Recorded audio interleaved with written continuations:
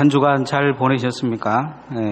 오늘 설교 제목은 하나님의 도움이 있는 사람이라고 제가 말씀을 정해봤습니다. 남극 탐험대 대장이라고 아주 유명한 베어드라는 분이 있습니다. 스코틀랜드 사람인데요. 남극 꼭지점을 향해서 어느 날 그가 횡단하고 있는데 강풍에 갑자기 길을 잃어버린 것입니다. 주변에 있는 동료들에게 무전을 치려고 했는데 무전기도 얼어버리고, 그래서 그는 나름대로 생각하기에 자기 이론상으로는 이제 죽었구나 그런 생각이 들더라는 거죠. 사방에 눈보라가 쳐서 앞길을 보이지 않고 이미 자기 상황에서 이 길을 벗어날 길이 없다라는 것입니다. 그 순간 그는 마음속에 갑자기 한 음성이 들려온 걸 들었습니다. 주님 말씀이 생각난 것이죠. 내가 너와 함께 하리라. 이 말씀이 그 마음속에 생기니까 갑자기 기도할 마음이 생긴 거예요. 그래, 하나님께서 나와 함께 하실 것이다. 내가 이 순간에 하나님을 의지해야 된다. 그런 생각을 한 거죠. 그래, 나는 죽지 않는다 해서 포기하지 않고 벌떡 일어나서 기도하고 그는 그냥 직진해서 걸어갑니다. 그런데 얼마 지 않아 걸어가니까 베이스 캠프가 눈앞에 보이더라는 것입니다. 모든 사람들은 우연이라고 이야기하겠지만 기도하고 하나님의 도우심을 구하는 자들에게는 이것이 응답인 것입니다. 인생이 가장 어려울 때 하나님을 의지하고 바라보는 자는 반드시 하나님이 지켜주실 줄 믿습니다. 이처럼 주님께서 하신 말씀을 기억하고 믿고 의지하며 하나님을 우리가 이런 시대에 더 의지해야 될 줄 믿습니다. 하나님만 생각해도 은혜를 주시는데 하나님을 위해 살겠다 하는 사람들에게 하나님은 반드시 역사하십니다. 오늘 성경의 주인공 다윗은 하나님을 가까이 하기를 얼마나 사모했는지 예루살렘 성의 법궤를 옮기는 과정을 보면 알 수가 있습니다. 예루살렘 법궤를 이제 하나님의 법궤를 예루살렘 성에다가 옮겨놓고 그는 자기 상황을 뒤돌아봅니다. 두로 히람왕이 보내준 백양목을 가지고 궁궐을 예쁘게 지어서 이렇게 있는데 갑자기 하나님 생각이 난 거예요. 하나님 생각이 나는 것이 왜냐하면 당시에 이 법궤는 이 장막이라는, 우리가 장막을 하니까 아주 이렇게 멋있게 생각하는데 거의 텐트 수준이죠. 물론 비싼 텐트입니다. 비싼 텐트이지만 텐트 같은 장막에 두는 것이 마음에 걸린 거예요. 그래서 그는 하나님의 성전을 지을 생각을 합니다. 그런데 하나님은 이 마음에 축복해 주신 거예요. 이 마음을. 하나님을 향한 마음만 있어도 하나님은 축복해 주신 것을 믿습니다.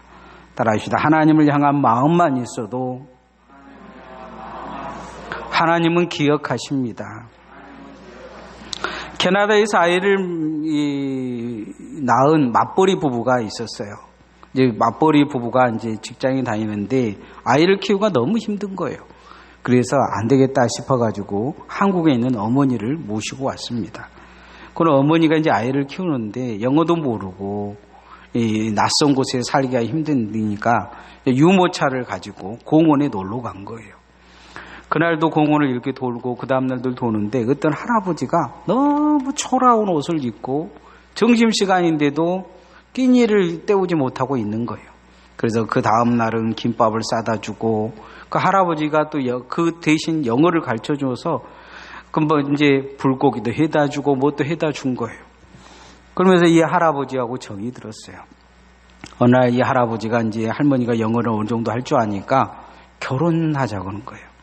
할머니는 너무 이제 그 할아버지는 좋은데 이 거지 같은 할아버지를 데리고 살면 우리 자식들이 얼마나 힘들까 하면서 집에 와서 밥도 못 먹고 끙끙 앓기 시작합니다. 이 아들과 이제 며느리가 어머니가 밥을 못 먹고 그러니까 무슨 고민이 있느냐 그러자 결국은 어머니가 그 이야기를 하자 아들이 그런 이야기를 해요. 우리가 모시고 살면 되죠. 어머니가 좋다면 우리는 다 좋은 겁니다. 그렇게 이야기를 해요. 그리고는 결국 이 할아버지와 할머니가 결혼을 했습니다. 그런데 이 캐나다 한인신문 일면에 이 결혼에 대해서 그렇게 제목이 났는데 제목 이름은 뭐냐면 신데렐라가 된 할머니입니다. 이 왜 신데렐라라고 이야기를 했냐면 이 할아버지는 너무 근면하고 적게 살아서 돈을 너무 많이 모아놓은 거예요.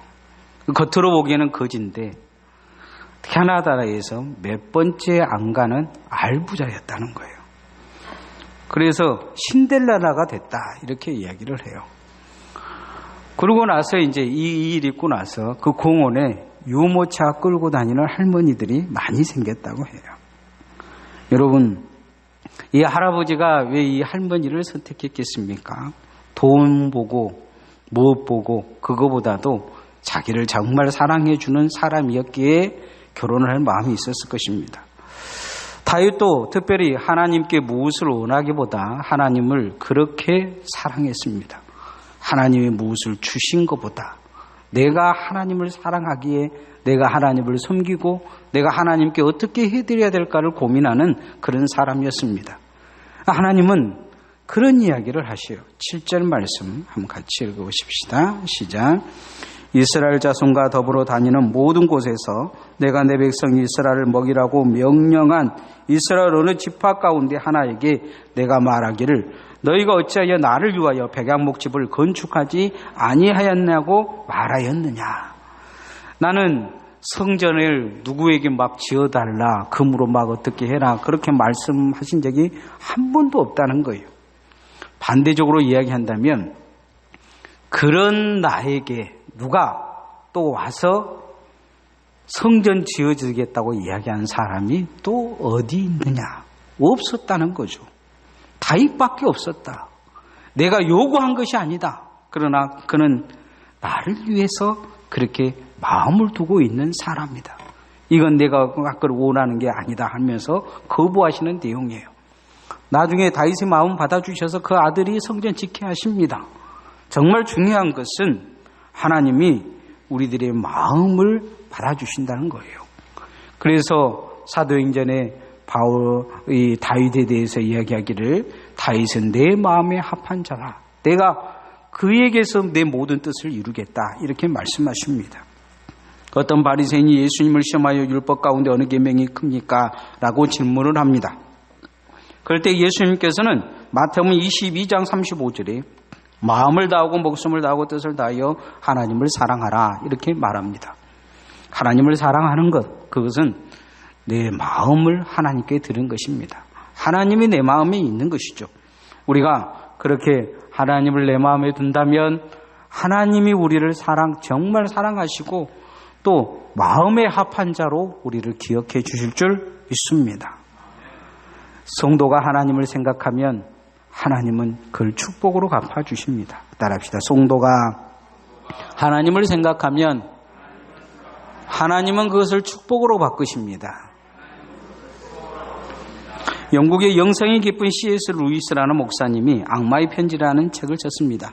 어떤 영국 노신사가 일주일에 한 번씩 도서실에 들려서 신앙에 관한 책을 습관적으로 읽는데 갑자기 책을 읽다 그런 생각이 드는 거예요. 하나님은 어떤 분이실까 이런 생각을 하는데 악마가 갑자기 급했어요. 이 사람은 정말로 하나님을 믿으면 하나님을 생각하면 큰 일을 해버릴 사람들이기 때문에 옆에다가 이런 이야기를 합니다. 점심시간이야, 점심시간. 배고프잖아? 그렇게 얘기하니까 이 사람이 갑자기 배가 꼬르고픈 거예요.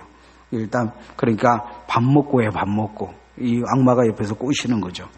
점심 먹으러 가가지고 밥을 먹다가 하나님은 어떤 분이실까 이렇게 생각하는데 이 하나님과 관계를 어떻게 내가 맺어야 될까 이런 생각을 하려고 딱 생각하는데 이 마귀가 옆에서 다시 생각을 집어넣으면서 속삭입니다.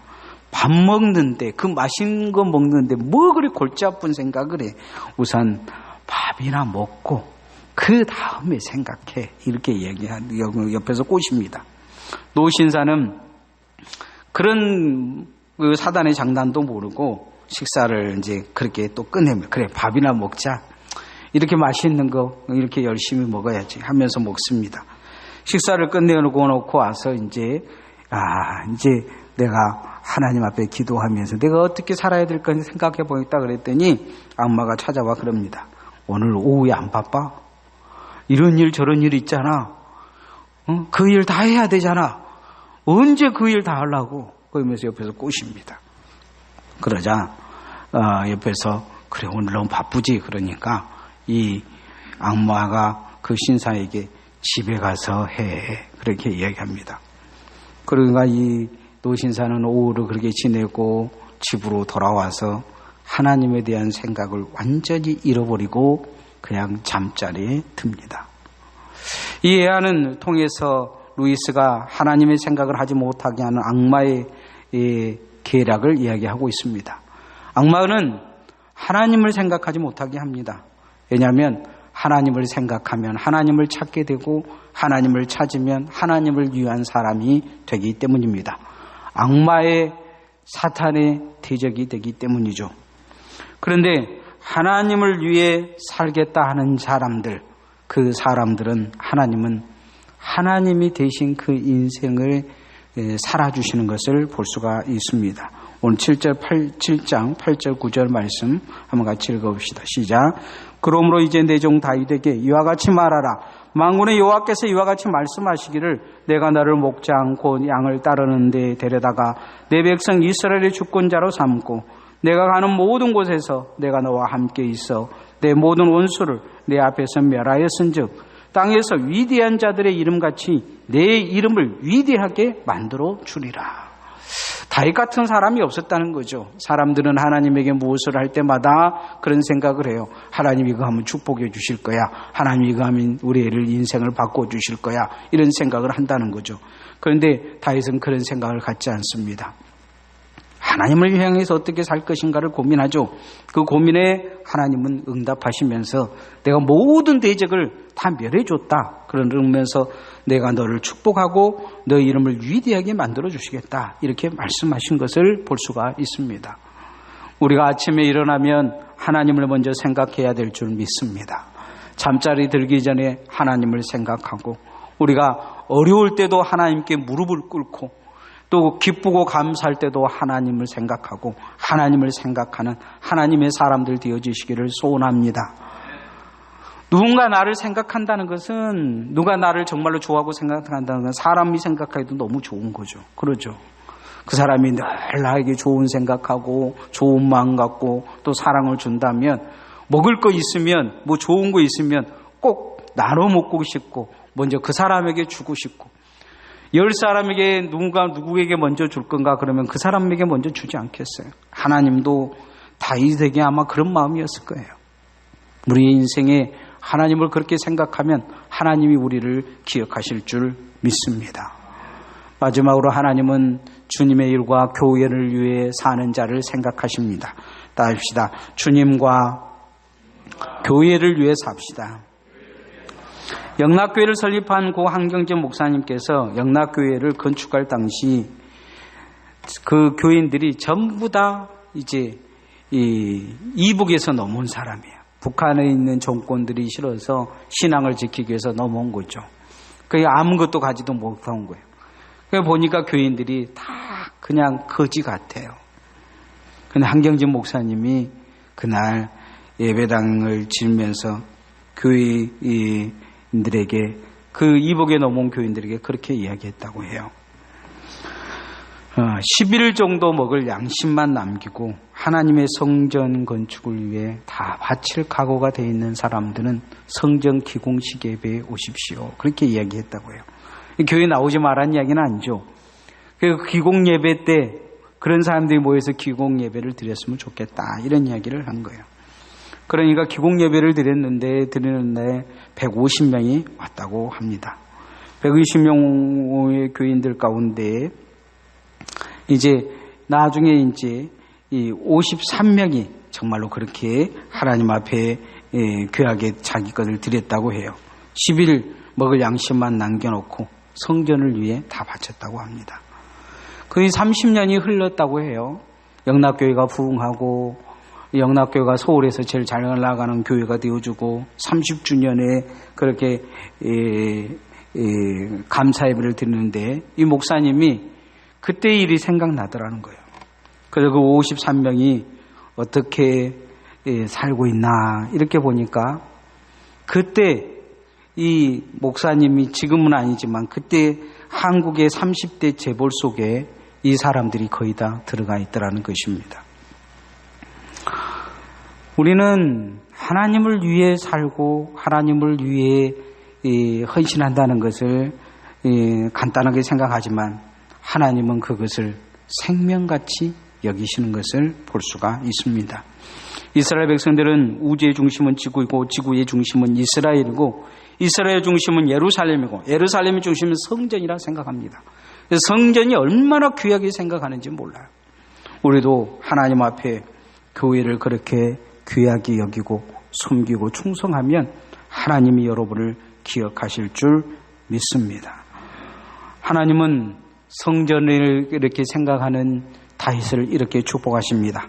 11절 12절 말씀 한번 같이 읽어보십시다. 11절 12절 시작.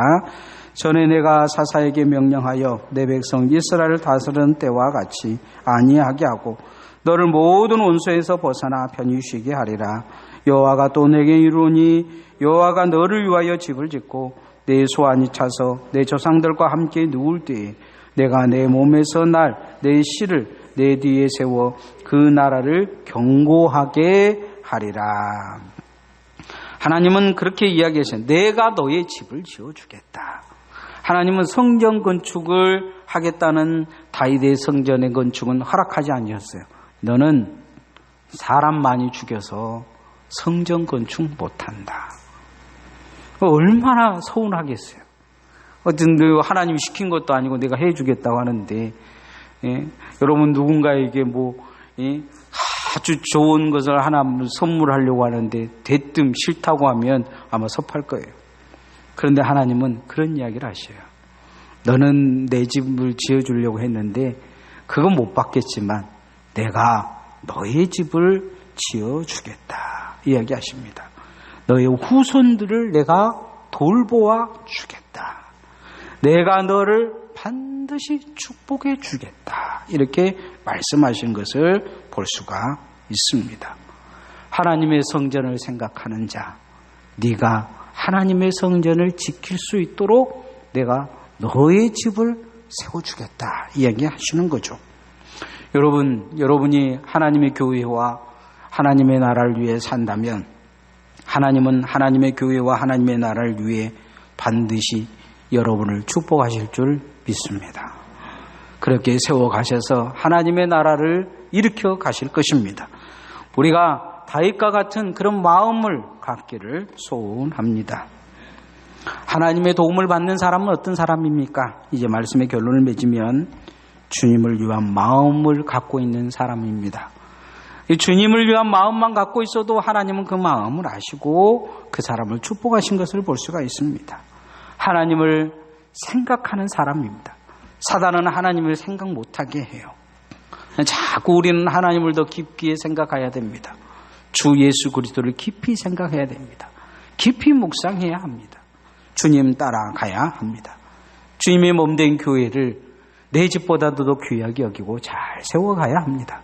그런 사람을 하나님은 기억하시고 하나님의 도움을 받는 사람, 하나님의 응답을 받는 사람, 하나님의 축복을 받는 사람으로 세워가실 줄 믿습니다. 우리 삼가 나눔의 교회 모든 성도들이 그렇게 되어지시기를 소원합니다. 찬양하십시다.